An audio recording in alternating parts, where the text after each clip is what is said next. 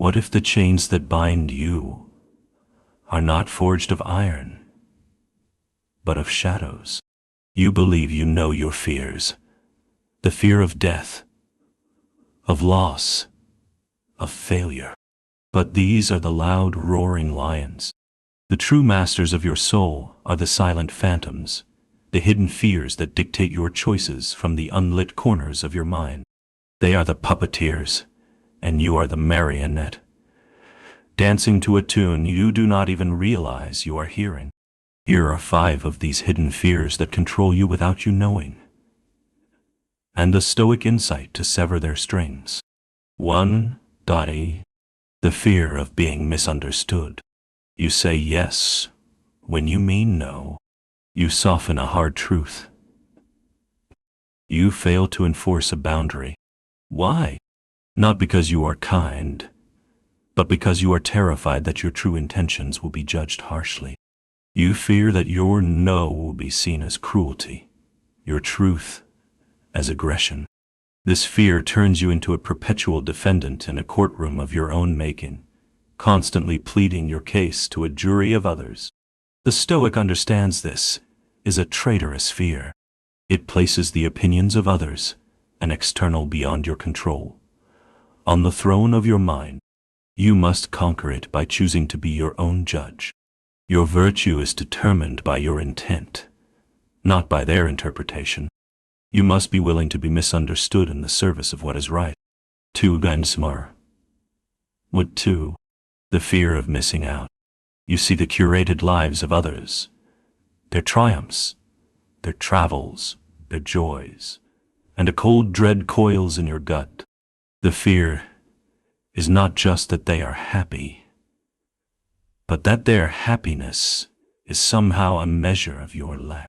This fear commands you to chase experiences, to accumulate moments, to live a life that looks good from the outside. But this is a fool's errand. The Stoic knows that the good life is not a collection of external events, but a state of internal order. This fear is a disease of desire, born from the false belief that tranquility can be found out there. You must conquer it by turning your gaze inward. You must find richness not in the breadth of your experiences, but in the depth of your character. The feast you seek is not in another land, but within your own citadel. 3. The fear of wasted potential. This is a noble and insidious fear. It is the ghost of the person you could be, haunting the person you are. It whispers that you are lazy, that you are squandering your gifts, that time is running out. This fear can be a powerful motivator, but more often, it is a source of paralysis. It makes the gap between your current self and your ideal self seem like an impassable chasm. So you do nothing. The Stoic does not fear this ghost. He puts it to work.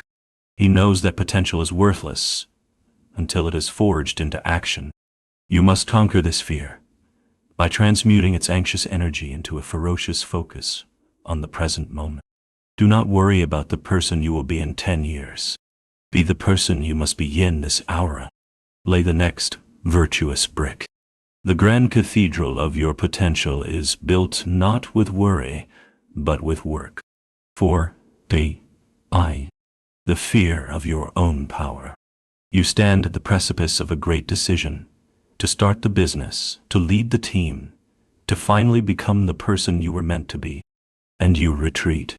You tell yourself, it is humility or prudence, but you must look deeper.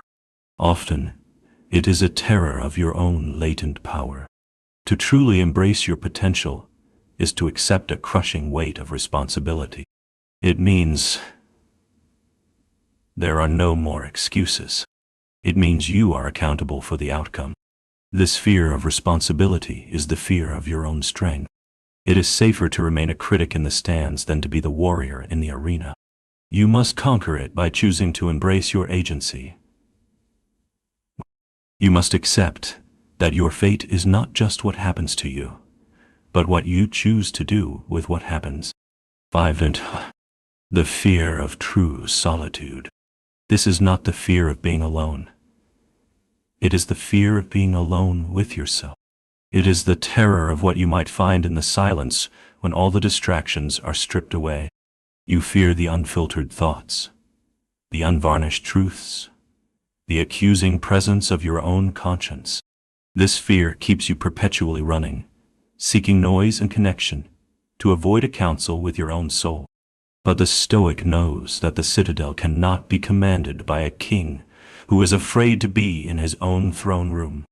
You must conquer this fear by choosing to endure the silence. You must see solitude not as a punishment, but as the sacred forge where your character is tested and tempered. These phantoms only have the power you give them.